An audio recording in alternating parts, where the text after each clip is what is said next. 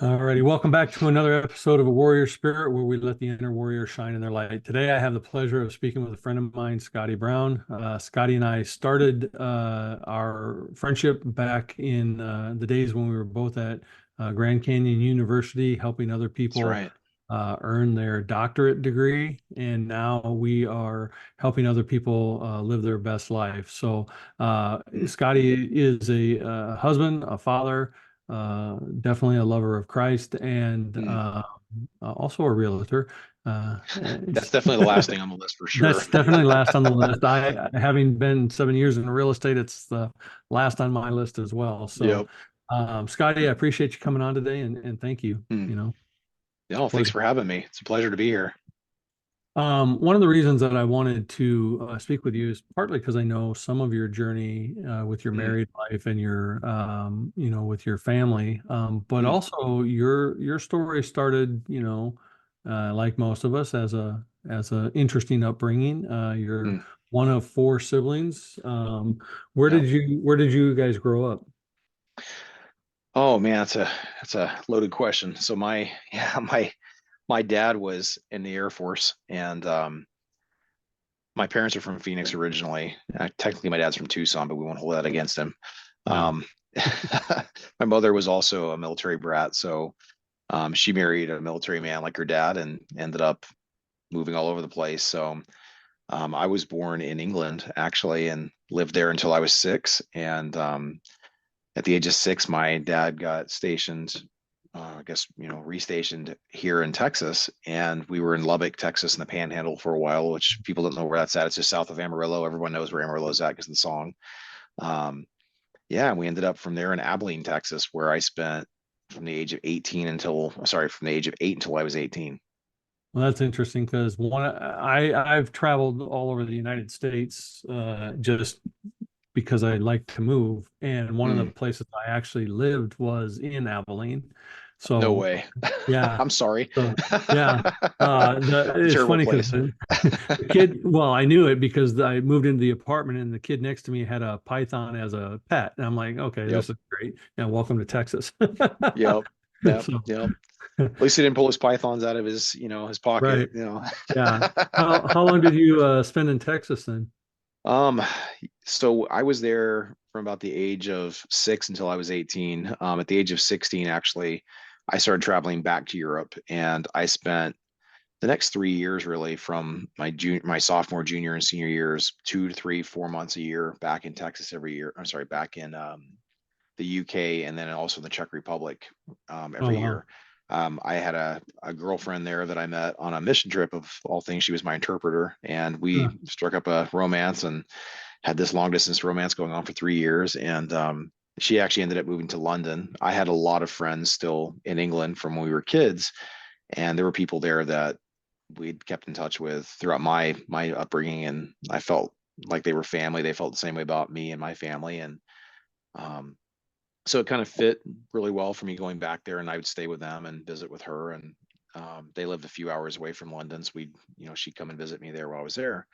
Um, when I was, so that was when I was 16, and then when I was 18, uh, I graduated from high school and I moved back pretty much immediately. As soon as I could get out of Texas, I did not like West Texas, as you can tell from my earlier comment. No. Um, Texas redeemed itself. I'll tell you about that in a little bit, but it did redeem itself later on. But ended up moving to England for a couple of years. I was a youth worker there, working at the church as like basically their youth minister, and kind of realized I didn't know anything and didn't know what I was talking about. So from there, I ended up going to Ireland for 4 years and went to a Bible college there. And well, I would say what I thought was a Bible college. I know now it was not really that. It was kind of an intense discipleship program. I would say it was a good experience, and it was one that really shaped a lot of things in my life. And it was kind of funny because I had an English accent until I was 10, and then basically got beat out of me living in Texas. And I picked up my parents' accent, which was more of an Arizonan sort of non-accent, and I had a lot of weird words I'd say and twangs and stuff from the English side. So when I moved back to England, my accent started reverting back almost immediately. And it's always funny. My friends in Ireland said I moved to Ireland with an Irish accent because all half my friends in England were Irish and Scottish, and I didn't even mean to do it. I was so young, and I had only had an American accent for probably 7 or 8 years anyway, and so I reverted back pretty quickly and ended up with this really weird hybrid accent. And when I moved to Ireland, I picked up an Irish accent almost immediately and sounded Irish within minutes. From what people told me, I didn't mean to do it. It just kind of happened. And it's kind of funny because this is the funny part of who I am. You probably remember this when I worked with you at GCU. I had a strange accent, and I've purposefully tried to lose it in the last Mm. 2 or 3 years just to fit in better because we know we're going to stay here and we love it here. And it's hard. It makes me stammer sometimes because I want to speak very fast and my natural accent will come back out. And when I'm at home, my kids hear different me than whenever I'm out. My son's asked me a few times, Daddy, why do you sound different when you're out talking to the people than when you're at home? And I had to explain it to him. Yeah. It's easier to cope, So Did your siblings travel back and forth as much as you did, or did they kind of stay no, here? that's the funny thing. One of my brothers was born over there too. He's never gone outside of the country. The other brother was born. Both my brother and sister, all three of them are younger than me. Two younger ones were both born in Texas, and they all live here now. So Hmm. yeah, they've never been outside the country. I'm the crazy one, and yeah, I just kept traveling. So basically I came back at, well, I should probably tell this part of the story. This is kind of a fun part of it. So I'm living in Ireland. I live in a place called Dundalk, Ireland, about an hour north of Dublin. And Okay. I don't know, most people know where Dublin's at. They know where Belfast is at. It's right between the two, actually, right on the border. So I live 3 hours, I'm sorry, 3 hours, 3 miles south of the border, about 10 minutes south of the border, and lived in Republic of Ireland. But everyone I lived with was from Northern Ireland. And if any of you guys have ever been to Ireland, you'll know very quickly, you'll note that the Northern Irish have a completely different accent than the Southern Irish. So even there, I had a strange accent because I had this mixed border accent where I sounded like I was half from the north, half from the south because I mixed with both people. Um, yeah, it was very interesting. But my wife, now my wife, I was no longer dating that Czech girl at that point in time. We broke up like within weeks of me moving to England as an 18-year-old. And my my wife, I had known her since she was about 10 and I was about 11. And I remember looking at her. My parents used to go to the same church, or we went to the same church then. My parents used to go to the same small group that her parents went to. And I remember having this crush on this beautiful little girl, like, this cute little girl that I thought was just the most beautiful girl in the world when I was 11. And she had long hair down to her knees and just, I thought it was very, very cute. I remember talking to my parents on the way home after the first time I saw her. And I told maybe it was like the third or fourth time I saw her, but I told my parents, I'm going to marry that girl someday. And my dad laughed and said, oh, that's cute, Scottie. And he reminded me of that, by the way, after we got engaged. That's I had hilarious. forgotten. Did she know that you had a crush on Oh, she didn't even know I existed. her? Yeah, So when did you reconnect with that yeah, little girl? yeah. So we were kind of friends in high school. Then I don't know, we just kind of went two different directions. Didn't talk for a very long time, like 7 or 8 years. And I was like 22 at the time, and I was living in Ireland, as I'd said. And she looks me up on MySpace. This is like 2005, back when that still existed. She looks Yeah. me up on MySpace and says, "Hey, I heard you're in this part of the world somewhere. Where are you?" And I was like, well, "That's weird. Brooke Thompson reaching out to me." And I tell her, "Well, I'm about an hour north of Dublin." And she goes, "Well, that's crazy. I'm actually going to be in Dublin in like 4 days." And I was like, what do you mean you're going to be in Dublin?" She's like, "Well, I'm studying at Oxford right now as a summer session. I go to Baylor University and I'm over here for the summer and I'm studying at Oxford, and I get to travel basically every weekend. And I'm just going all over the place." And she says, "You want to meet up?" And I went, "Oh, cool. Yeah, let's go ahead and meet up. And I thought it would be neat to see somebody from that I'd known on this side of the planet, back then. And Hmm. so we meet up in Dublin, and we're there. I don't know. It was just kind of funny. I left out a portion of the story that is not really too important, but we had a falling out when we were in high school, mainly Hmm. because we were both stupid teenagers who were both overly emotional, and we had done a lot of growing up. So we spent that day together, and within I don't know, an hour, both of us realized, one, we both grown up. Two, the things we liked about each other were still there and had gotten even better. And three, the things that we didn't like about each other, we'd outgrown. So there were some sparks flying, we kind of hit it off really well. So it was really funny because she ends up, well, it was pretty obvious that we liked each other, but I thought I'm never going to move back to the States. I have no desire to go back. She's like, I'm definitely going back. So we just didn't really talk about it. It was just kind of a non-romance, Mhm. and something I didn't mention either is I had liked her for years and years and years. And she was kind of, for me, she was always the one that got away. But Yeah. my dad will tell you, like, I moved around for a year after we had our falling out, and just was heartbroken over her. So I wasn't about to let my heart kind of get involved again at that point. The funny thing is we kept in touch over MySpace for the next year, and just really kept hitting it off, and realized we really liked each other, and just became really good friends again. And this was 2007, June of 2007. I graduated from the school that I was going to in Ireland, and decided, okay, I'm going to go back to the States to visit my folks. They were still living in Abilene, Texas at the time. And I let Brooke know that I was going to be coming back, and she said, well, cool, let's meet up. So we did. And I'll just leave it a long story long and not longer here. But we ended up meeting up and had a lot of fun. And we ended up talking a lot and dating. And then I think it was a month later we were engaged. And then Wow. 5 months after that we were married. It was just like boom, boom, boom. And it was funny because I was supposed to be on vacation. I Yeah. wasn't supposed to be staying. And I called my friends back in Ireland. I said, I'm not coming back. Can you take me stuff and put it in storage for me, and I'll come back and get it from you, in the next couple of years. And they were like, you're crazy. What are you talking about? You're not going to come back. And I said, yeah, I met this girl. And they're like, oh my goodness, what do you mean you're getting married? You're insane. No, no, you don't get it. I've known her like my whole life. She's perfect for me. And sure Yeah. enough, that's been 15 years now. We just hit 15 years, and had three little boys. And just, honestly, I think every day we just fall more in love, and just I have no regrets at all. And That's so rare, not only to, well, 15 years is applauding just in and of itself, but then to, have loved her since you were an 11-year-old, and then yeah, life circles back. Like, okay, you guys missed it the first time. We're gonna spin you back around the second time. You're but still it's like God had a stewing. plan, right? Yeah, yeah. Let's spin it around the third time. Maybe they catch it this time. Yeah. So that's pretty awesome. Your parents, for military parents, stayed in one spot for quite a while, which is kind Mm, of abnormal. A lot of military kids, as they only get a year or two and then they're moving on. yep. So growing up, you must have had a little more stability in making friends and excelling.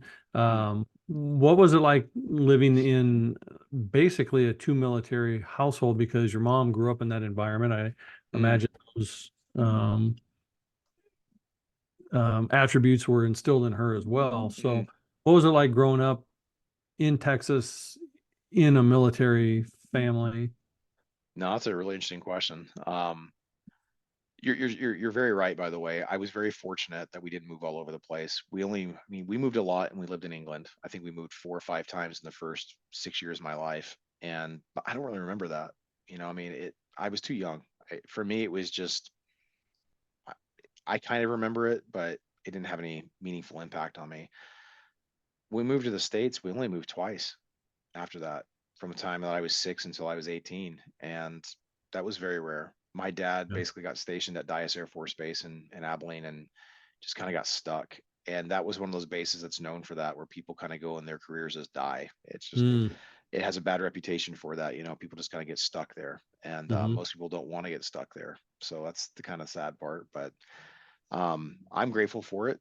And my parents are too, because they adopted my little sister, who they've had her since she was 2 days old, and they would have not had that happen if they hadn't stayed there. So there's a lot. I don't know. There's so many things that happen like that that you just go, there's no coincidence. This is all exactly the way it was meant to be. And I just have so much peace about everything that happened in the past. And to answer your question, though, I did not enjoy growing up in Texas personally. I did not enjoy growing up there as a military kid in that town in particular. That town is very insular and hmm very Texan, hmm very West Texan, very country. And you probably had the same experience. If you're an outsider, hmm they know you're an outsider. They Immediately. treat you very poorly. Hmm. And even now, I go back because my in-laws live there, and I get asked all the time. I'm bald and I'm a fairly big guy, and people ask me, "Oh, are you military?" I'm like, "No, not military." And I've literally had people ask me, "Are you sure?" Yeah. And I'm like, "What kind of? Do you think I just forgot?" I would like to forget, but no, I'm not. Yeah, no, no, I'm not military. And they're like, well, "Why are you here?" And of course, Oh, it's like, "Why are you here then?" Like, right. "What you doing here? You ain't from around here, is your boy?" And I'm like, "Okay, yeah, you pegged me. Yeah, I'm not from Yeah. here." And to tell people, I actually grew up there, and I graduated from Clyde High School. It's a little tiny town outside of Abilene. I grew up in Hamby, Texas, which is even more podunk than Clyde. 500 people in a 20 square mile radius. It's a farming community, and we had to bus 20 miles away to get to school in Clyde. We were actually closer to Abilene, but that's not where they had the jurisdiction drawn up. It was just funny, honestly, and yeah, Daryl, it was a very interesting time growing up there. I like I said, I could not wait to get out and get away. Um, my parents got stuck, and I well, the time that I was like 23, I guess how old was I? I was 25. They finally escaped and came back to Arizona, and Mm. um, that was a very good move for them. And they were a lot happier here, and they have been a lot happier here since they moved back. So, Did your um, siblings get stuck, or did they move on too? my youngest brother stayed there for probably 6 years, and then he moved Mm. here quite a long time after the rest of us did. The other two, the middle one and the youngest one, came with my parents. My youngest sister is 23 years younger than me, so Oh, she wow. was she was like 5 when they moved here, Okay. so maybe even younger. Yeah, Yeah. so she was real small.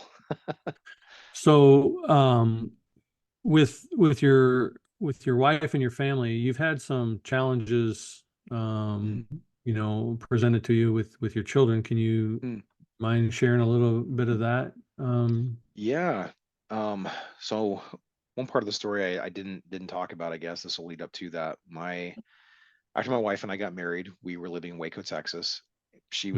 I moved down from Abilene down to Waco. My wife was going to Baylor. She was in her last semester, and we got married over spring break. Went down to Port Aransas on the coast and hung out on the coast for a week. And she had to write a term paper on our honeymoon. And then we went back, went back up to Waco. And I was working for Lowe's at the time, and I just got my job transferred down, so that was pretty easy. Um, but yeah, we were there, and I started my wife started working at Baylor, and I started a bachelor's degree in Spanish. And I don't know what I was thinking. I thought to myself, I'd been to Spain a few times. I loved it. I loved the language. I'd taken a few years of it in high school, and I thought, oh, what a great way to learn a language. Let's go get a degree, and we'll learn Spanish by getting a degree, right? And I thought it'll be super useful, and it has been useful. But I got 2 years into that degree, and my wife was working at Baylor at the time, so I got free tuition. I don't know what we were thinking. We decided, I'm never going to become fluent enough in this language living here to be able to finish this degree. And I really wanted to get a degree in history anyway. I wanted to be a history major. And I decided, well, I'll just get a degree in Spanish history and we'll just move to Spain because my wife didn't want to live there anymore. I didn't really like living in Texas. I did like Waco. I said earlier, I would tell you guys that Texas redeemed itself. Waco redeemed Texas for me. And I liked Dallas, Fort Worth, Waco, Austin. I liked that whole central part of Texas. It was very different culturally than the other part. And people Hmm. didn't treat me the same way because I was an Hmm. outsider. I actually got celebrated because they all thought I was Irish and they liked that. And, you know, 'cause everybody Yeah. there is like, oh, I'm from Ireland. My great great great grandfather was like, no, you're not Irish. You're American with Irish heritage. But yeah, I know what you mean. Yeah. but, uh, Yeah. but yeah, I it actually was, spent 7 years in Dallas, so well, we're there you go. yeah, we have traveled the inner part of the country a little the Mm, same, but sorry. yeah. So anyway, you and your Yeah. wife were. Yeah, so we were living there and we decided we were going to move to Spain. And I was able to transfer all of my credits actually to St. Louis University in Madrid. So St. Louis, Missouri, they have university there, St. Louis University, and they have a satellite campus actually in Madrid. And they've had that campus there for like 40 years or something like that. It's been a very long time.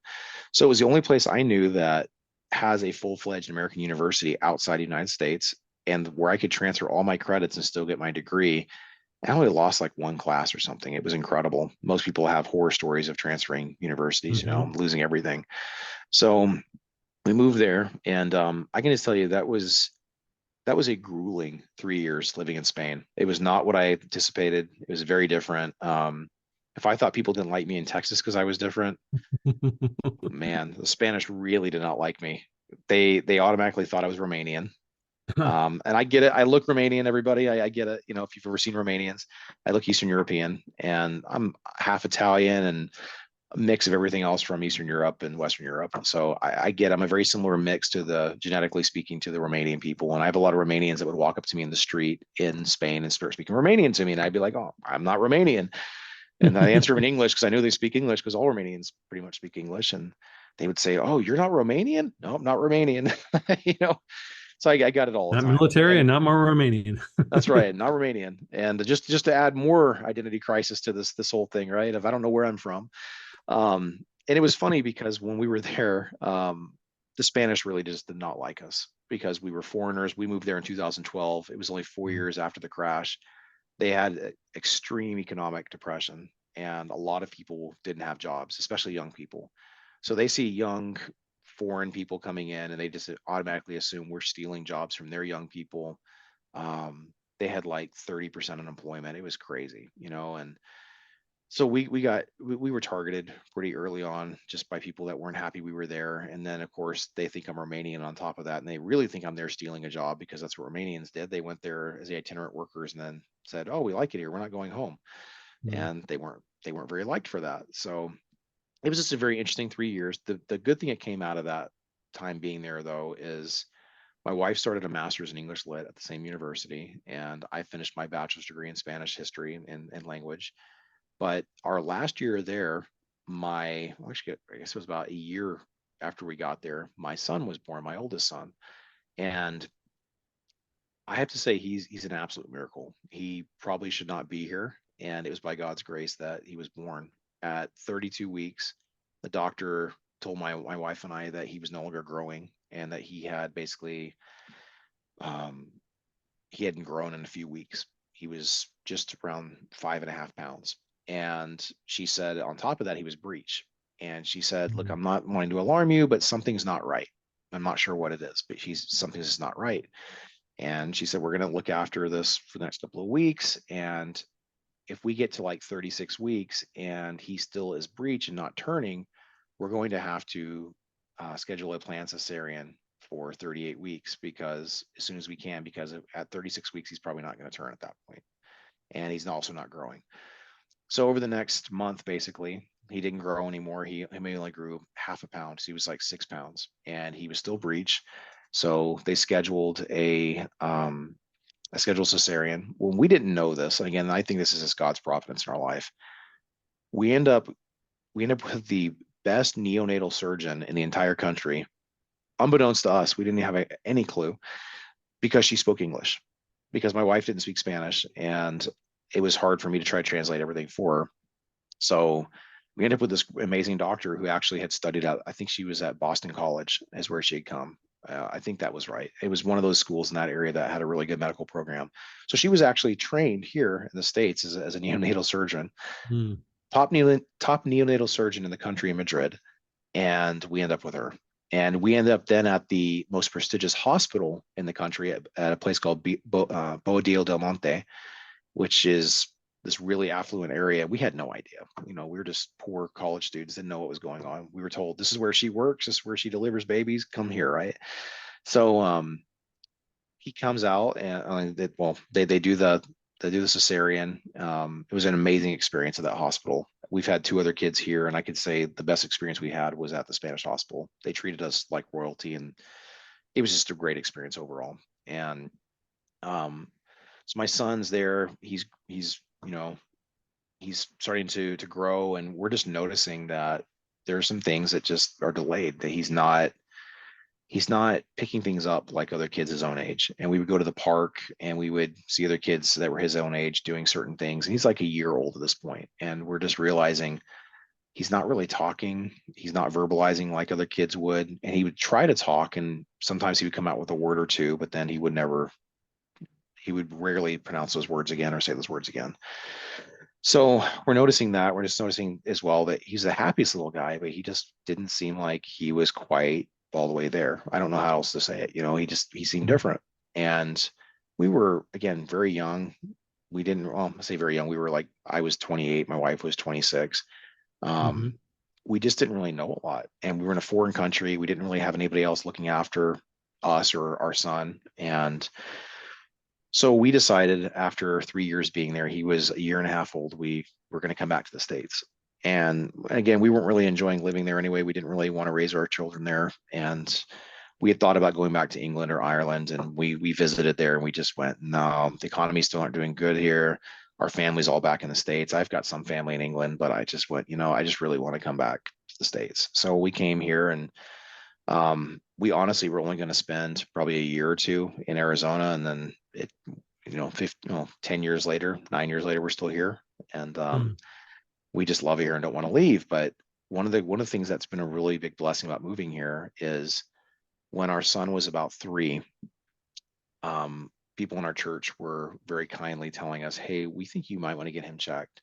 He doesn't seem like he's he's going to develop any further than what he is right now with his speech because he basically stopped talking completely, and we are noticing that there are a lot of other issues he's having with fine motor skills and different things like this. And some of you guys that are listening probably have already pegged it. He's autistic, Mhm. and we went and got him tested. And one thing I really love about Arizona is Arizona has an amazing community around, well, just an autism community.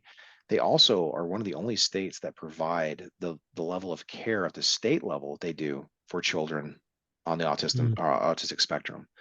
And they gave us a grant to be able to get him checked by a child psychologist. It was one of the coolest things ever. We did videos. We sent these videos into them and for different scenarios and stuff, and they gave a diagnosis. We were then off of that diagnosis able to get him into a public school where he was getting speech therapy, and then we were able to get him from that early step program into an autism academy at the age of 4, where he was able to be helped quite a lot. And when I say he needed the help, he needed the help. He could not say anything except, I mean, he couldn't speak at all. He he was so neurocompromised. I don't know if it's the right term. Neurocompromised is probably the best term I can think of. He just had such a neurological disorder with his body being able to be communicated with properly from his brain. He couldn't shake his head up and down. He couldn't shake his head from Mhm. side to side. The only way he knew how to communicate was he would do the sign for more, but he would do that Mhm. sign for everything. And that was his sign of, I want something. And then he would either cry or laugh and tell us yes or no. So you can imagine there was a lot of crying in our house and a Yeah. lot of confusion because we wouldn't guess. We'd have to go through like 20 things to try to guess. And he would just be wailing and crying. And it was just the high emotions all the time. And this poor kid, he was understanding everything we were saying to him, but he couldn't communicate with us at all. So we got him into this program.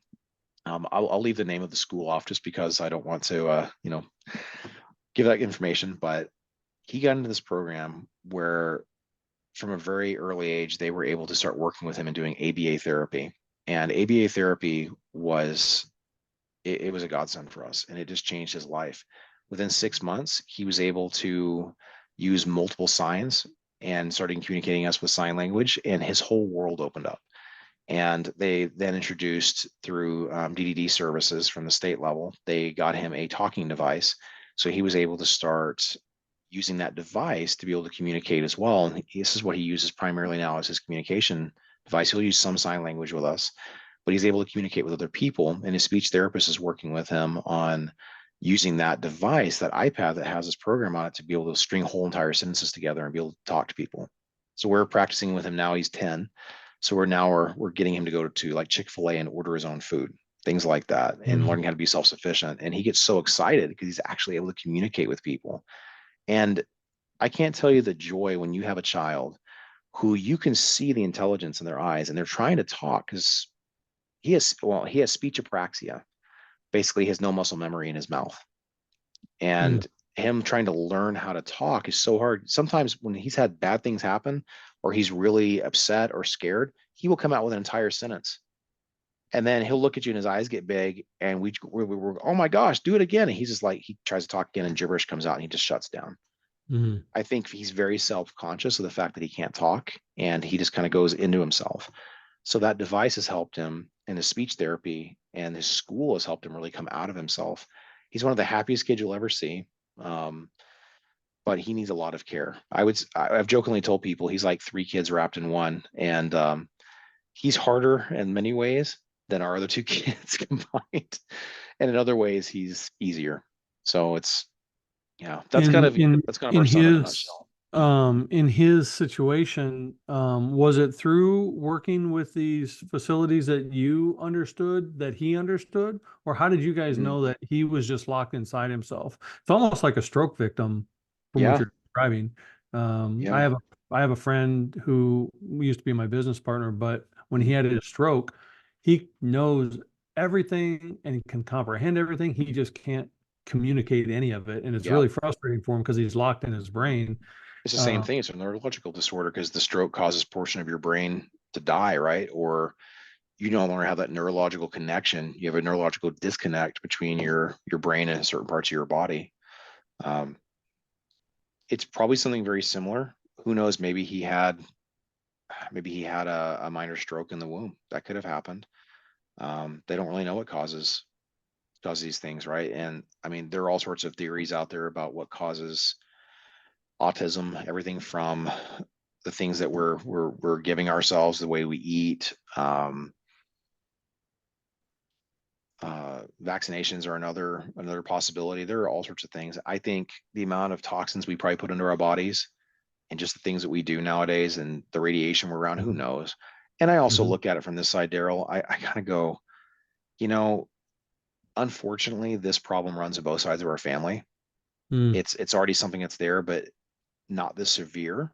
So I mhm. think he was already unfortunately predisposed to it, and maybe something that he got made it worse. Maybe he had a stroke in the womb. Maybe I've known other children have had that happen. Maybe that something like that happened. Maybe the fact that he was breech and wasn't growing, there's a good chance that he wouldn't have survived if it was a natural birth. Um, So how did you discover? Because you said very clearly mm, that he knows, I'm sorry, you asked that question. Yeah, yeah, he knows what's going on. So how did you guys discover that he's yeah. aware, just can't communicate it? Well, because you'll ask him questions like, "Hey, can you separate three of these things out of the 10?" And he'll pull three out. You'll say things to him like, "Hey, buddy, can you do this?" And give very specific instructions. He'll do it down to the T. Mm, And this is since he was like three. Um, we'll ask him, okay, we've got this one here, and we got this thing here, and like food, and and he'll kind of look at them both, and I'll say, well, this one tastes like that, and this one has these things on it, and he'll go, and then I'll say that one has these things on it, and he'll go. mm, So he understands everything, and it's funny when people first meet him and they'll work with him or something. Especially at our church, we have people that very kindly will be one on one with him throughout the children's church portion of it, so that we can go enjoy the service, and then he'll be with them. And um, these people very sacrificially give to our family by doing that and allow us to be able to serve the church in other ways and just be a part of the service. And it's good for him to not always be with us too and be able to interact with other humans apart from his family, sure. um, other people his own age as well. So he'll be working with them, for example, and they'll just say, wow, we had no idea he was so intelligent. We had no, like, you would never have thought that. Like, and he's cheeky. He's very, very cheeky. Like, he'll do something that he's not supposed to do, and he'll look at you and go like this, make this face. And you'll Yeah, say, Ian, I can't believe you did that. And he'll go, and just go yeah, like that. Or he'll play jokes on you. Like, he'll tickle us. He'll play jokes on us sometimes that are just really funny. And it takes you a second to realize he played a joke. Then he'll start laughing. yeah. And you're like, you little rascal, you just played a joke on me. He'll just start laughing and shaking his head. Um, yeah, he's definitely in his own world, and I would say like he would not be normal. Even if he could speak, you would be able to tell that he's autistic. I mean, I wouldn't say that he operates the same way that we do. And then at the same time, you'll see things like this. He has an iPad. Like, he has one that he uses for his speech, and then he has like a learning iPad, like a preschool iPad, and he has a runner game on that, or several runner games. And you probably have seen kids play these games where like they'll move their fingers and the person will be running down a subway or something. Like, his Subway Surfer is his favorite one. He'll be playing this game, and he's literally doing this. He's got every level memorized. He Yeah. knows where everything's happening. He's barely even Mm-hmm. paying attention, and Mm-hmm. he's just skating through these things, you know. And um, you'll watch him do stuff like that. And my sister, who was really good at that game, she goes, "I can't believe how good he is at some of these games." She's like, Mm-hmm. "He plays this better than me, and I try really hard." And she's like, "He's got like 4 million and something stars or something like that that he's collected." I'm like, "Well, he just plays it all the time." Yeah. You know, so Well, you see and things like that, you realize um, he's intelligent, I and he can do have, math and stuff too. By the way, just pointing that out. yeah, my degree is actually in psychology, so I'm always That's fascinated, right. especially by autism, because in my experience, I don't have any family connection to it, just friends and people I've associated with. But I've always been fascinated how intelligent autistic children or adults tend to be. Mm, Now there's a different spectrum of it where mm, it's not, but so many of them are so high level intelligence, and I'm always fascinated what in there is sparking that, mm. because they're very detail oriented. They they Yeah. they remember stuff. So even though something in the brain didn't connect for those other aspects, something else really connected solid for the Yes. rest of that to go through. And it's just fascinating all the time when I see that. How is he with like music? Because that was my Mm. major He loves in, it. yeah. Does it help soothe him, calm him? Yeah. In fact, when we're in the car, a lot of times he doesn't like loud noises. He doesn't like his little brothers because he's got a 7 and a 3-year-old brother, and they are just loud all the time. Yeah. And he won't even sit in there to eat with them. You know, we have to like coax him in to eat, and we have to try to tell the other two kids, "Hey, can you guys please be quiet? You're bothering me, and you're bothering Ian." You know, and he'll come in and he'll kind of like grab food and run out. So it just kind of shows you how much he doesn't like noise. And we're in places that have a lot of really loud noise. It bothers him a lot. So we'll be in the car and he'll ask us to turn the music on. He'll actually say it on his talker, and he'll say, play music," and then I'll turn around and say, "Hey, buddy, you want me to turn the music on the radio?" And he'll shake his head. Then I'll turn it on, and then he just kind of sits back and he relaxes because he has something else to kind of drown out the noise. Um, Hmm. the interesting thing about autism, and this is something that I heard an ABA therapist describe it as, when you're autistic, you don't just hear you don't hear background noise like we do. Like, you and I, like, I have cars going by out here. I can hear this Hmm. this hum. The fan in my computer is going right now. There's a few other things going on around me. I'm able to just cut all that out and just focus on you, right? Like I barely even Hmm. realize this stuff's going on.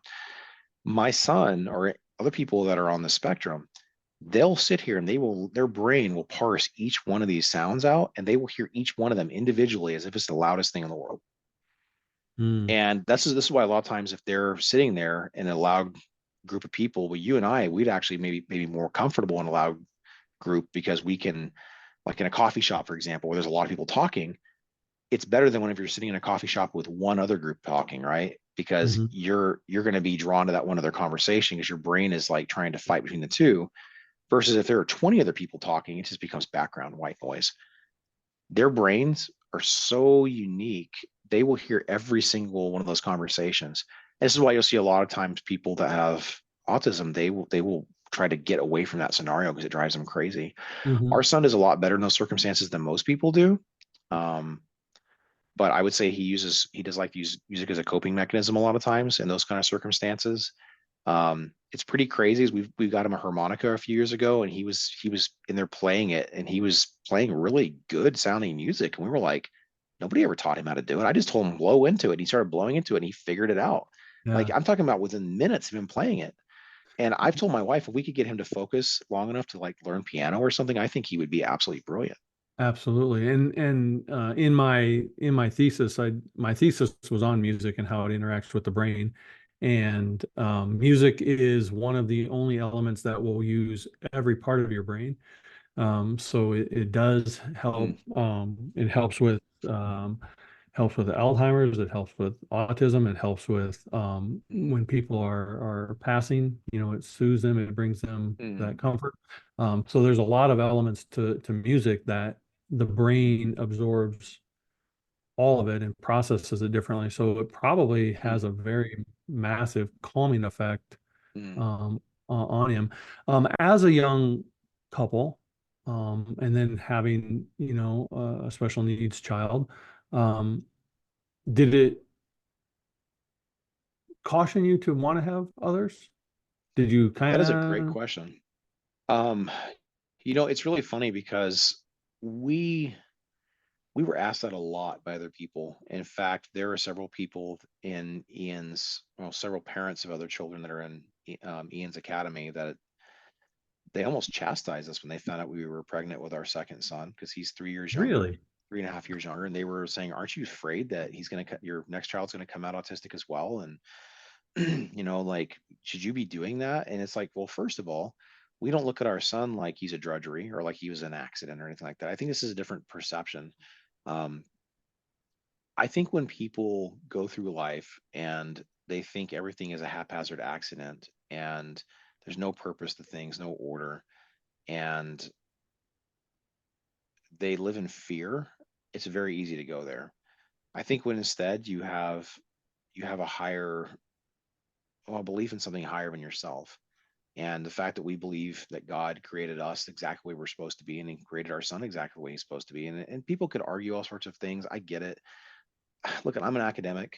I've been criticized myriad of times in my life for being an academic and believing in God and saying something like what I'm about to say. And I don't care. That's I know it's the truth. I don't even just believe it's truth. I know it's the truth. And I'm completely convinced of this. I believe that God created him exactly what he's supposed to be, and he gave them to us. Sorry, he gave him to our family for a reason. And I think about all the children out there that don't have a loving family the way he don't have the support system Mhm. he does. How many children with autism end up in families where they don't love their child or take care of them? We hear horrible stories, of people killing their autistic children or abusing them horribly, just all sorts of things. And we thank God.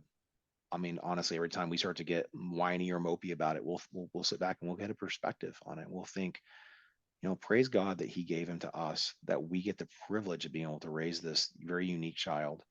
And I can tell you, He teaches us more about ourselves than we ever thought we would learn from a child. And Well, that's what I was um, going to say. You guys probably learned as much mhm. about yourselves and each other from having him in as your child Oh yeah, as he did, from you guys. So, Daryl, I'm uh, not a patient person. He's taught me. He's helped me learn patience a lot. I'm far more patient than I was before we yeah. were parents. So how do because as siblings come Yeah. in, they have to reach an age of understanding too. Mm. So it has to be a little more challenging as their sibling as well. So how did you guys go about getting small young children to understand what their big brother was dealing with? Yeah, yeah. Well, I did want to say this real quick too. I just to not end that last question without fully answering it. I will just say this before I answer the next part.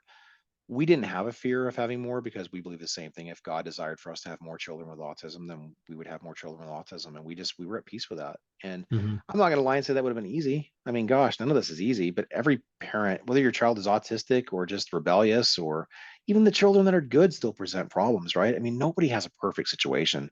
And for somebody to look at somebody else and say, oh, I wouldn't want to be them. Well, that person over there might be saying the same thing about you, right? It's all Hmm. relative. And I think that we're all given the we're just given the life we're given, and we're dealt the hand we're dealt, and we should look for the joy in those things. So we never had a fear of that. I mean, maybe for half a second, and then my wife and I both looked at each other and went, "Nah, we're not gonna worry about that." So the question you just asked though is probably the most interesting part about this whole thing. Raising other children that are not special needs with a special needs child can be very difficult for myriad of reasons, right? Like you can only imagine you could come up with all sorts of reasons why that would be difficult. I think it was harder at first with our middle one because there's only a 3.5 year difference between the two of them. And as he started to grow and he got to maybe about the age of one and he started speaking And we could just tell once you've had one child that is special needs, and you kind of went through that, you could see all the tells. We were able to tell with him, with this, our current 7-year-old, when he was about 3, 4 weeks old, we were able to tell he's not autistic, or at least if he was, and then he was not severely autistic like our other child, because he was progressing like a normal child would. Um, and then as he got to be about 1, he started talking. He very quickly, I mean, he loved his bigger brother. He looked up to him. His bigger brother did not know how to deal with a smaller sibling, and he would try to play with him by grabbing him and jerking him around, or running him over, and Mm. like literally just plowing him over and just keep going. And this poor child of ours, our second one, would just not understand why his big brother that he really wanted to be like was just beating him up all the time, and not on purpose. He was never like seriously in danger or anything. We always intervened, but he didn't understand why he was getting knocked down. And by the way, I mean, you think about it, there are kids that aren't autistic to do that to their siblings. It's not like it's Hmm. unique to them, Especially boys.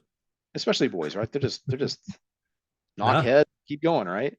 So he grew up kind of already being aware of that and those kind of things. Well, um, when he was 3.5, our third one was born, and our oldest son was starting to calm down at that point. We worked with him a lot. I mean, a lot. And you have to sometimes do something similar to him, but in a mild way, of course, that's not harmful or anything, but just to get him to understand this is what you just did to your brother, because he doesn't naturally have that empathetic side. And we had to teach Right. him how to have empathy for others. He's one of the most empathetic 10-year-old autistic kids I know, by the way. He really is. Now he is the most mellow kid. If he even thinks he's hurt you, he will get so upset and he'll Mm. start crying, and you have to comfort him and give him a hug and stuff. And because he'll just get so upset, like he can't believe he hurt somebody. Like, so he's completely the opposite side of the spectrum of other kids that are his age, that he goes to school with even. And I think that's due in large part to the way we handled him in those situations, and the way that we very lovingly walked him through this, and we would explain it to him. And like if he knocked his brother down, we would kind of push him a little bit with our hand behind him and say, "You just did this," and he would get scared. And this is what you just did to your brother, and he'd go Hmm. like this. So his brother, though, I remember when the youngest one was born, and he was maybe 3 or 4 months old, and he became super protective of his youngest brother. The middle one did. So our oldest son would run in the room, and the middle one would think that he was going to hurt him the way that he had been hurt, or get knocked over or something, and he would actually attack him Mm. and start screaming and like start trying to hit him. And we, no, buddy, we don't need to act like that. Let mommy and daddy take care of this. It's fine. And that went on for a couple of years. And Wow. I think it was only maybe a year or two ago, he was about 5. I finally was able to, he was cognizant enough and able to understand enough where I was able to sit him down and explain why his brother's different, how his brother's different. Hmm. Because he just thought his brother was mean. And he just thought his brother was Yeah. dangerous. He was going to knock him down. And when I explained it to him, and I had to explain it like this, I had to say, you know how your younger brother doesn't understand things because he's a baby? And he'd say, well, yeah. I gave him some examples. I said, well, what do you think your brother would do in this circumstance, your youngest brother? Well, he would do that. I said, well, why would he do that? And not, what would you do? Well, I would do this. Well, why would you do this? Well, because I know that's not the way you do that. Right. But your baby brother doesn't know that, right? Right. Well, why does he not know that? Because he's a baby. I said, okay, in the same circumstance, what would Ian do? Would he do what you would do or what your brother would do? And he would do what my baby brother would do. And I said, so do you think that he's more like you? You're a big boy. You're figuring things out. You have more of an understanding, or do you think he's more like your baby brother in that way? And he kind of furrowed his brow and went, he's more like my baby brother. I said, yeah, buddy. I said, you need to understand these things that he's doing and you're getting so upset with him about. It's not because he's trying to do those things. He doesn't understand. God made him different. He's not the same as you. He's probably going to be like this his whole life. And you need to understand and just come to terms with this, that he's never going to be like you. Because you keep wanting him to be like you and to do these things, he can't. Maybe someday he'll be able to do some of these things, but he's never going to do them exactly like you do, or even like your younger brother does. And I think that was when the light came on in his head. I remember his eyes kind of getting big, and he went, "Oh, So he's like a baby in some ways. And I said, yeah, he's like a baby in a lot of ways. And our It's oldest boy probably slept amazing. all the time. It's amazing the fact that you have enough patience to explain that to a child at such a young age for a guy who says he doesn't have patience. Um, By God's grace that I have because any, that's for sure. well, the natural inclination of young parents is to, react with haste Mm, and anger and more chaos in the chaos. And the fact mm, that you guys didn't do that speaks a huge volume to who you guys are as parents and as people. mm. Um, Very your kind. strong faith come from? No, I just Mm, know people. Um, where did your strong faith come from? Because, mm, um, you know, it- it's easy to do the woe is me, curse mm. God for giving you this burden Well, and I've do all done these that. things. But your grace Mm, to um, recognize that you were given this gift as much as your son was. mm, That comes from a deep connection to your spirituality. And I'll tell you this, I grew up in a Catholic environment and mm. an evangelical. Saturdays was mass and Sundays was church. It was similar for And me. I learned at an early age that religion was the worst thing that happened to God. And I will Mm, find more in nature, sitting on a beach, mm, watching the ocean come, than I do in any pew that I've ever been in. mm, So I have a deep connection to God. I don't have a deep connection to religion. mm, And that grace that you show your children mm, comes from some deep connection with your own personal walk. Where did mm. that develop? Yeah, and I understand what you're saying. I went through something very similar. Um, I when I was probably 23, 24, somewhere in that age, I had been a youth pastor in three different churches. I had mentioned earlier I went through what I thought was a Bible college to later on realize that it was kind of a joke and it wasn't that at all. And the stuff that I had been taught was probably not even true. It was probably heretical actually from a biblical standard. Um, I became very disillusioned with church, very similar to what you just said. I became very disillusioned with God. I was very angry at God. That's why when you said, a lot of people would say, woe is me and shake their fist at God. I did that. I did that until I was 30 years old from the age of about 23. And um, some of my darkest days were living in Spain. And when we first started realizing that our son was not normal, and I was very angry at God, very, very angry. And I had practically given up on God, Christianity, didn't want anything to do with the church. I think, especially when you've been in a pastoral role and you see some of these churches, just how bad they are, and you realize the level of abuse that's going on in them, spiritually, mentally, so sometimes physically. You see the things that people are doing as well when they're professing to be Christ followers and they're having affairs and just debauchery. I mean, I don't even have to explain this in a way where it's shocking because we see it all the time in the news, right? I mean, Mhm. the church mainstream has lost so much credibility because of all the scandals and the abuse and different things we see. I mean, I can't turn on Christian TV without being so disgusted I want to vomit. Mhm. I'm just being very honest, very real. And honestly, even working at GCU for me was very hard because it was a pseudo Christian environment in many ways. There were a lot of people there, I think, that really were following God and that were believers. And there were a lot of people as well that would profess that had no semblance of godliness whatsoever. And it was just a cultural thing because we grew up in America and we grew up in the West, which that whole identity has changed dramatically in the last 5 to 10 years as well. Very few people want to admit that anymore, identify with that unless they truly are um, following God or at least go to church or something, right? Very few people are. It's not popular anymore culturally to say you're a Christian with because you have a lot less people that are pretending to be part of the club. It's like people saying, "Oh, I golf," and then you find out they've golfed twice in their entire life, or they golf Hmm. once a year. It's like, well, you're not a golfer. You do it casually. It's like people saying, well, I'm a Christian. Well, you go to church on Easter. Like, I don't know about you, but if I'm really living a life of something, or if I'm like really into something, I do it all the time. I fly fish. I can't get enough of it. I tie my own flies. I I go to a club around here where I'm like, you know, I love it. I talk to guys every day about fishing. I mean, it's the same with me and God. It's the exact same thing. My church it's my family. It's replaced a lot of my family in a lot of ways. So when we were living in Spain, and I was just so angry at God, and I was just raging. And we went to a church there for a little while, and it was the last straw for me. And was it was a Pentecostal church, and I had worked in those churches in the past, and I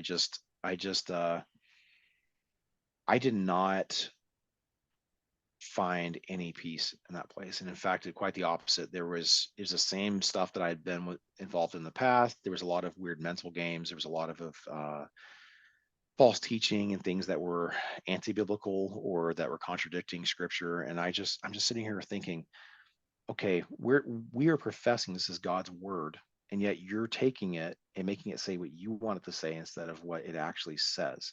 Oh, it's just your interpretation, Scottie. I'm like, no, it literally says this, and you isolated one verse out of an entire chapter and made it say something different. So you're saying that's the way you read scripture? I'm like, if I wrote a letter to you, would it be okay if you took like one sentence out of that letter? Because if what would, like, for example, what if I in a letter, if I wrote as a joke in one part of it, I'm going to kick your butt next time I see you, but it was in the middle of a thing of a term of, and it's a term of endearment in that sense of like, all you knucklehead, love you, man, and I can't wait to see you again. I'm going to kick your butt next time I see you, and I'm going to kick your butt in Mario Kart or something like, but no, I'm only going to read. I'm going to kick your butt, and I'm using hyperbole, of course, here, but that is what Right. these churches were doing. And I was watching this the whole way through that Bible college I went to and everything else, where they would make scripture fit their own desires for what they wanted God to be like, instead of what the God of the Bible describes himself as. So I remember living there just being so disillusioned. Every Sunday, I got to a place where Sunday would come around, and Daryl, I mean, church was my life. I grew up in church. Very similar to you, my mother's family are Catholic, Italian Catholic. My dad's family were just, they were nothing. They were agnostic essentially.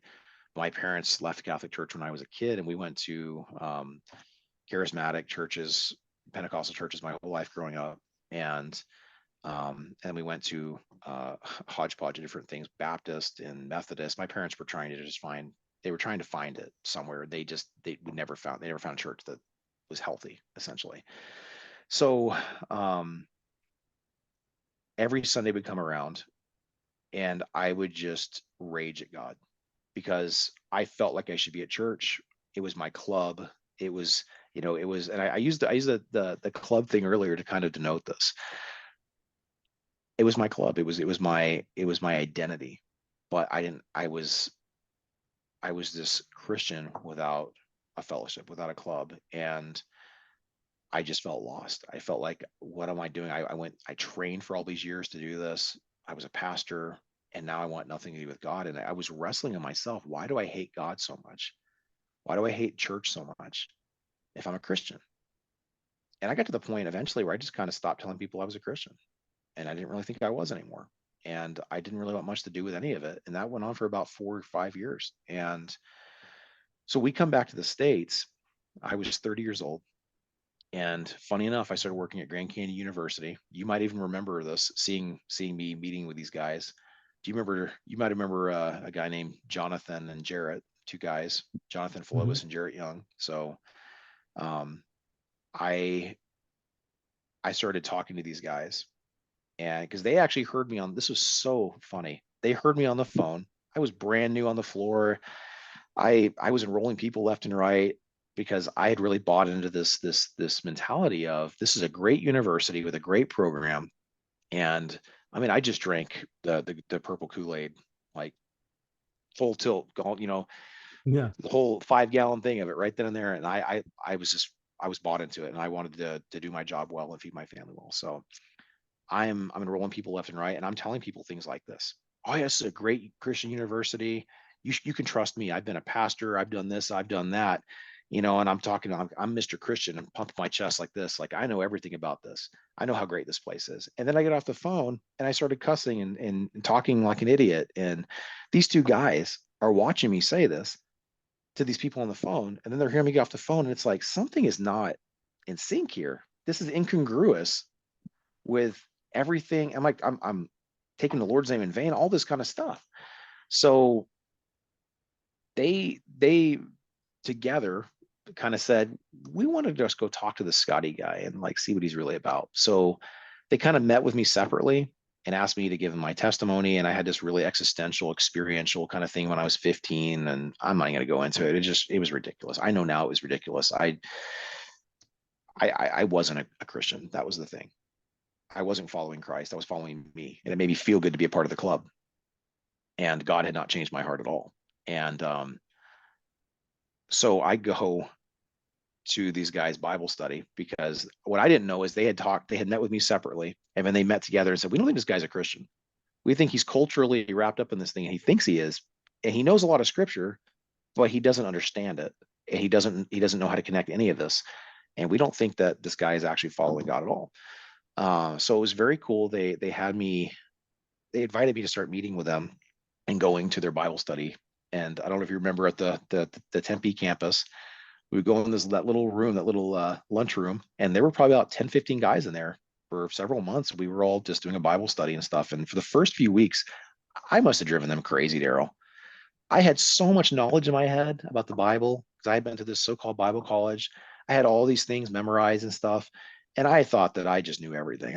My head was so big, I couldn't fit through the door. I was so Yeah. arrogant. And I sit down with these guys and they start trying to teach and just like have this Bible study. I just immediately start questioning everything. Well, what about this? What about that? Well, you say this, but that's not true because this scripture over here says that. And they just kind of like went, time out. So let's go read that verse you just brought up. You just said that verse means this. And let's go read that. So I read the verse. And I said, aha, see, there you go. Yeah, Scotty, let's go read the whole chapter because you just isolated that one verse, read the whole chapter, and like, do you still think that's what that means? And I'm like, and it's so funny because what I told you earlier is I was critical of people in other churches for doing the same thing I was doing, but that's Yeah. what I had been trained to do. And they're they're doing this with me, and I'm realizing very, very quickly, oh, warning, Will Robinson, danger. Like I don't Yeah. know what I'm talking about. These guys know what they're talking about. I don't have a clue. And it took me a couple of weeks. I'm a knucklehead. It took me a couple of weeks, and I was much more of a knucklehead then. And after a couple of weeks, I went, man, I don't know anything. These guys know a lot. I'm going to shut up and sit down. And they were Mm. so kind about it. They were so loving. They weren't mean. But they were challenging me, and they were saying, well, why do you think that's a truth? What about that? And over the next 5 or 6 months, they systematically were taking me through one book of the Bible after another, showing me things. And what I was realizing is I didn't have a clue. And all these things that I thought were true, all these weird half-baked ideas and half-baked truths and weird theologies I had in my head, they were not what the Bible actually said. And what I had realized is my entire life up until that point, I had never heard the true gospel of Jesus Christ. I never truly understood the Bible. I never truly understood what God said about himself and what his son Jesus said about himself while he walked the earth, and it's documented by several different people. Never understood it. I thought I did. Again, I had like entire books of the Bible memorized when I was in Bible college. Didn't understand it. How many? And you think about this. How many people does that sound like that you and I have known Oh. that are in pastoral positions and don't even Mhm. believe in God? They'll tell you flat out, "Yeah, I don't believe in this God stuff. It's just what I do for a living." Huh. That's so wrong. Yeah, Um, how did that play out in your household with your wife from the yeah. time you're in Spain being angry at God, because I don't know Oh her man, story at it's all, horrible. and then coming back here and half Christian in it, Yeah, and then actually coming to your own truth and realization about it. yeah. How did that play out in your household with her? It was so hard, Daryl, because my wife was a believer and she married this guy thinking that he was a pastor and a believer and that, I was going to love her and treat her well. And What she didn't realize is that I was extremely selfish, arrogant. The guy that everybody else saw outside the house was not the guy that I was at home. I would be Hmm. very short with her. I was very verbally abusive. Um, this is how bad I was, and I say this with all. I can say this with all confidence now because I'm not that guy anymore, and I praise God that He changed me, because this is the kind of guy I was. 1.5 years. My son's 1.5 years old. We just moved back to the States, and we're living in Gilbert. And I'm playing FIFA because I love, you know, what I call football, but Americans call soccer. I love that game, and I love FIFA. And I was sitting there playing my game, and my 1.5 year old autistic son walks in front of me and blocks my view by like a millimeter. And I'm screaming and yelling at him to get out of my way because he's in my way and he's going to mess me up. My wife runs in and tries to grab him. And instead of me being kind and pausing it and just kind of being like, hey, thank you so much, I'm doing one of these kind of things. Oh, get out of the way. Gosh, guys, come on. I mean, how would you feel if, Hmm. your wife talked to you like that or treated you like that? And this stupid video game is more important than you, right? I did that with everything. I was the most important thing in my life. I was the most important thing in my world. I made her feel like she was stupid. I made her feel like, and by the way, she has one more degree than me. She's smarter than me. People will talk to me, they'll talk to her. I'm like, man, your wife is really smart. I'm like, no, she makes me look dumb, right? She's really intelligent. And I made her feel like she was stupid. And I gave her a complex because I just verbally abused her so much and put her down all the time. Um, I do want to tell you how the Lord changed my heart, but I'll tell you this: after I became a believer, and I was no longer doing that, it was a complete, radically different change in my life, like immediately. And I no longer, not only did I not desire to do those things, but I was so repentant and felt so guilty over the way I treated her that I was not treating her like that at all. And my wife could not, she couldn't cope with that. She didn't understand what had happened. And I look at it like a dog that's been beaten for years, and then suddenly the master stops beating them, and the master gets in a compromised position, and the dog turns and kills him. That's what it was like in our family. Mm. My wife was so afraid of me because I mean she's like 100 pounds wet. I'm a 220 pound guy. I'm a big guy compared to her. And I'm 6'2". She's like 5'5". I'm a big guy compared to her, and I never physically hit her or anything, but man, if words could, if words well, words do hurt just as bad sometimes, right? And I Hmm. think I just had her terrified of me. I was an evil, very narcissistic, very selfish individual, and all of a sudden I'm not that anymore. And you would think the natural reaction would be like, "Oh my gosh, this is so wonderful," and she kind of did that. And then the other part of it was, "This is too good to be true." Hmm. And so what happens when the dog is no longer being beaten anymore and the person's in a compromising position? Well, the dog attacks. Exactly what she started doing to me. So she started doing to me what I had done to her for years. And I just kind of took it and I said, I deserve this. I deserve worse. And I remember one of our pastors and his wife came and met with us because I didn't know what to do. And I didn't know how to handle this. And I wanted her to understand, like, this is me. I'm genuine here. I love you. I'm so sorry that I treated you like this. And we went through probably just a couple of counseling sessions with them, and they helped us realize that, well, what had happened is God had changed my heart. I become a Christian. I become a believer. Excuse me, I become a believer, and I was no longer that guy that was there before. And that's the reason I was truly repentant, and I really was different. And I had been 6 months, and I wasn't doing those things anymore. And if I even started to, I would be so quick to apologize and repent and ask for forgiveness. That was completely incongruous with who I was before. And they helped my wife realize, and you're harboring a lot of resentment and unforgiveness, and it's understandable, but it's not okay. And we realized that it was a heart condition that was there. And I think at that point we've been married 7 years, and so this is 9 years ago essentially at this point, 8 9 years ago. And I look back at that time from then until now, and it's probably been the last 3 or 4 years that we've really just been healthy.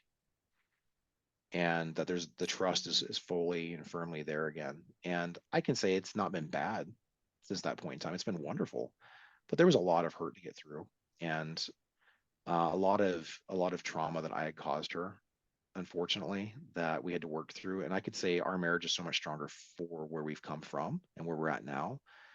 And those things aren't an issue at all anymore. But yeah, it was very hard for a long time. I can say this: if she had not loved God as much as she did, she would have left me, Yeah. and I would have fully deserved it. I did deserve it. I didn't deserve for her to stick around the way she did, and I'm so grateful that she did. And I've told her many times, um, I'm so grateful that she loved me and she loved God more than she loved me, and that she made a promise that she would stick with me through thick or thin, and she did that. And I told her, I said at the same time, I wouldn't have blamed you if you had left me. And I know a lot of guys who have done the same sort of thing whose wives did leave them, and they've then Hmm. had a life change like I did, and their wives are like, nope, sorry, I'm glad you changed, but I don't want anything to do with you. Right. So So was it essentially her love of God and her walk that kept her there? Because yeah. that is, a common thing to, hey, I'm out. Yep. This isn't what I signed up for. Um, so again, God's grace in your life has been Mm, exponential, from your wife, your son, your family. You can definitely hear and see a change from the person I knew at GCU to mm, even just a couple years ago when we, started mm, hanging out again a little bit, yeah. there's a softer tone to who you are, Mm, and your heart has definitely changed. So it's wonderful praise in God. that change, with 2024, partway upon us. By the time this airs, it'll be end of March. Mm, What is in store for Scotty and the Brown family? mm, yeah. Well, I'm at this point I'm leading a this has been an incredible journey in real estate too. Last 4 years, I'm leading a real estate team. You can see it here. I'm right above my heart here. Integrity Homes.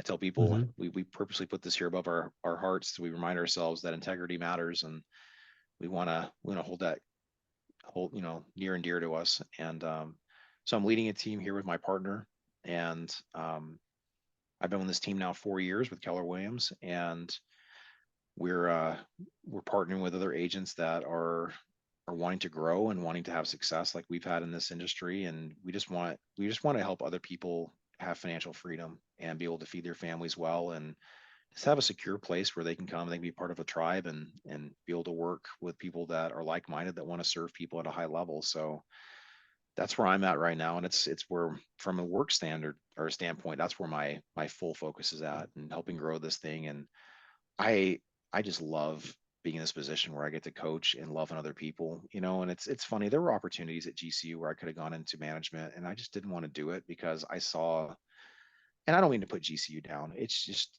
it's a corporate beast, and the job that you and I worked in was very Hmm. different than the academic side. And I didn't want to do that and be a slave to that corporation where I was capped on my potential, capped on my income, and I didn't have the ability to feed my family the way I wanted to, or see my family as much as I'd want to, and Hmm. that I would be on call 24/7 essentially, and to make, quite frankly, only a little bit more money than I was making whenever I was not in that position. And I know a lot of the guys who do that, and if they see this, then I don't mean any disrespect to anybody. It's just it wasn't for me, and Yeah. I turned down a few positions that I was talked to about there, and I just I didn't think that was the right opportunity for me, and I wrestled with that for a long time. When I started doing this, I was so content in this, and moving from just being an agent on the team 4 years ago to now leading the team, man, what an incredible transformation. And I can tell you, like, even since you knew me, you know 4 years ago, like you said, even the last 2 years, I've softened a lot, and there's God has done a tremendous work in my life, and I this job has done a lot of that. The books we read, the things that we are exposed to, the ways we get to help people and serve people, and coaching people and walking people through some of their toughest moments in life. It's one of the most fulfilling things that I've done, apart from being a husband and a dad. And And I get to do Yeah. this. I get to do it there first, right? And then I get to do it here second. It's man, I just feel so fulfilled and that what I'm doing is exactly what God had for me to do. So that's where I'm headed this year. But you have a question? Go ahead. No, I just concur because as I've stepped into coaching, Mm, full time and instead of just part time, helping the transformation in people's lives and being that bridge to where they want mm, to go is just really so fulfilling to know that you're a reason that they are succeeding, mm, or that you've played a part in their journey to find out what their passion is and who they are. mm, Those are just so rewarding ways to serve God, in my opinion. Um, so I can appreciate, what you're saying as mm. what your journey is. What does your wife do for work? Is she a stay-at-home mom, or is she work outside the home, or? Yeah. So she was a well, she worked at a company that does funeral. It's called Funeral Directors Life Insurance, Hmm. FDLIC or something like that. She worked there for the first couple of years after we first moved back while she was finishing her master's degree, and her father's worked for that company for probably 40 years now at this point, 30, 40 years. And my wife got a job there and they let her work remotely, which was pretty cool because back in 2015, that was unheard of, and they let Yeah, her do that. And she was working as a copywriter and editor. So once we found out our son was autistic, she stopped doing that so she could focus on raising him and finishing her degree. And then basically she didn't work up until about earlier this last year. And probably it was maybe May of 2023. um, I could just see that she's such an academic. I mean, and she's such a brain. My wife will read books on things like milk and like the history of milk and history of carp or of cod fishing, and the yeah, history of paper. Like she just likes stuff like this. She just likes to research. yeah. So she'll read these things and she just has a blast. And she'll write these. She was writing like papers and op-ed pieces and stuff just because she was bored. And I'm like, to me, that is way too much like work and it's not enjoyable. And I have a history degree, and it's actually what made me realize I didn't want to get my master's in history. I Mm. I, I wrestled with that because I went, I really don't enjoy doing research. And I respect you guys who have done the master's degrees and stuff. I got a little way into my master's at GCU, and I went, no, I'm good. It's just I can do it. I'm smart enough to do it. I just wasn't driven. I did not have the desire to do that level of writing and reading all the time. Yeah, And so my wife, I started recognizing this in her that she needed some kind of outlet.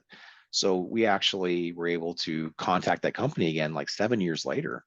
And they said, you know what? We actually just literally had somebody quit. You got your old job back if you want it. So she's been doing that. She works perfect. 4 days a week. She homeschools our kids as well. On top of that, two of our Yeah. kids, and she's just an amazing woman. And she loves what she's doing. She gets to have that creative outlet come out that way. She's pretty introverted as well. So getting to stay at home and not having to go out and work in an office is actually really good for her. I think she likes that. Um, but she loves being able to be there for our kids, and she's able to be pretty flexible and take our oldest son to therapies when he needs them and work her hours wherever she needs to. So yeah, she's been a stay-at-home mom basically for 9 years though. So Well, that's the hardest job out there, and she worked way harder than me. kudos to all that do that. I was chuckling at you because people ask me in the past, you're going to get your PhD, and as much as I like academics, I don't like that kind of. It was hard enough doing the thesis for the masters. Yeah. The Yeah. stuff for the I saw what we helped those people do getting their doctoral, and Oh no, man, and I that's what know made me some not want to people do who it. have too. I'm like, I know. Glutton no, for punishment. yeah, I'm Well, I can good. tell you, after seeing what those guys were going through and us helping them do their dissertation, study stuff, and just having to talk to those people and hear them go through the what they were going through. I remember I was 6 months into the program. I'm sorry, I was 6 months into working there, and I was 6 months into my master's, and I went, "No, I'm good. I don't." Because the only reason I wanted to get my master's was a stepping stone to get my doctorate, so I could be I wanted to be a Spanish history professor, Mm, and I can tell you after talking to multiple Spanish history professors from back at my previous university, telling me what it was really like, and me going, nah, I can't be that bad. And then seeing it from the inside of the beast, I Hmm. went, no, I'm good. Yeah, I'm I doing just fine where I'm yep, at. I'm good.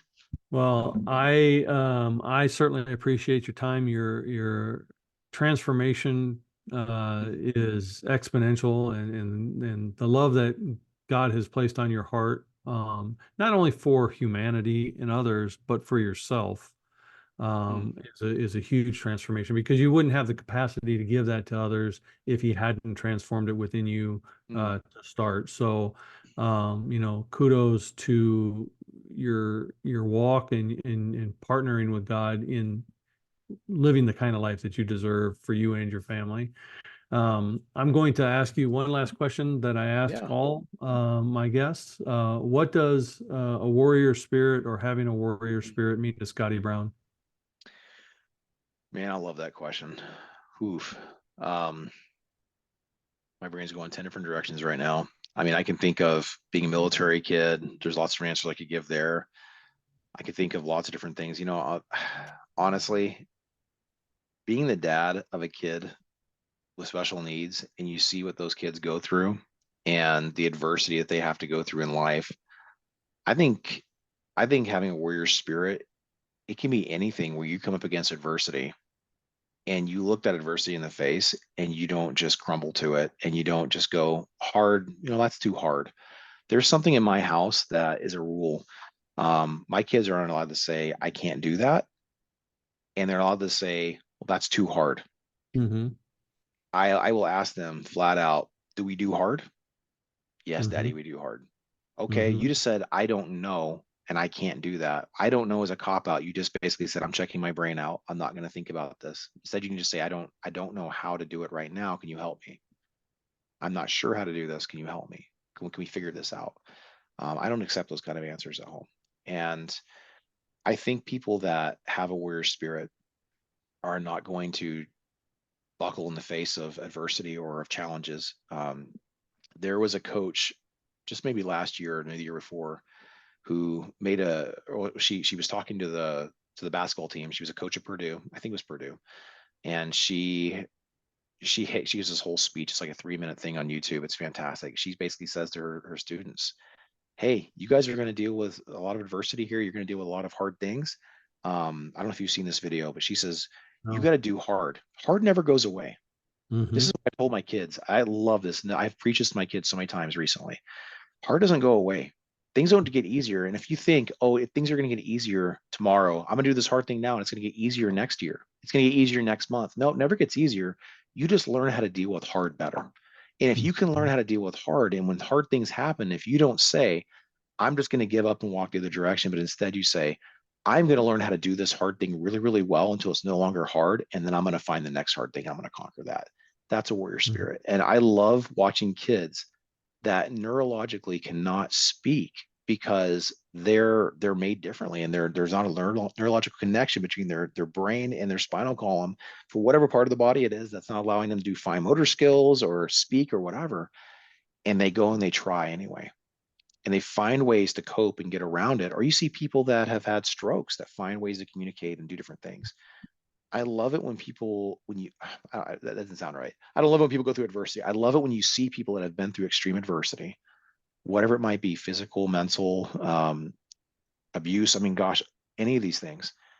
Your wife is a great example of this, I think, too. I've been so Hmm. encouraged by her and the stories you told me about her. People that are going through or have been through extreme adversity, and instead of giving up, they say, I know this is hard. I probably deserve worse. I know I deserve worse. And I'm going to find a way to do this well. And I'm going to overcome this. And I'm not going to accept that I just can't do anything. And I'm not just going to lay down and die. That for That's me, right. that encompasses it. That's a warrior spirit. I love it. And that does embody many of the people in my tribe, and especially my wife and people like you that I know. Hard is always there. We just find a way over it, through it, around it, whatever. Yep. Giving up is not the option. And I say this a lot to my I say it a lot to my clients, but to me, there's a huge difference between being positive and toxic positive. And to me, Mm, toxic positive is people who just think that it's sunshine and rainbows and unicorn yeah. farts. But positivity to me is someone who knows that in spite of their adversity, there's a way out and hope. They just got to Yep. find it. Couldn't agree And more. I appreciate people like you that are positive, not toxic positive. And, Mm, I appreciate the journey and thank you for coming on here and sharing part of it with the audience and many blessings and prayers sent your way mm, from Elsa and I. And we just thank you for being part of our tribe and who you are as an individual. So, mm. You're very kind, and likewise, my friend. And I'll just reiterate something I said earlier. I know I've been critiqued and criticized many times for saying, "Oh, you're very kind," but the reason I say that is because I know that everything that I have, every every reason that I am the way I am now is because of God and His kindness and His grace to me, and it's so evident. I didn't even tell you guys the full story of what I was like and how he saved me through the understanding of the gospel of what His Son did for us. And all I can say is, oh man, I'm deserving of so much worse. And you guys probably just from the little tidbit I gave you could probably agree with that. And wow, he's just so kind to me. And that's why when people will compliment me, my response is you're very kind because I know what I'm like. I know what I could be like and what I would be like without God, without Christ. And yeah, yeah.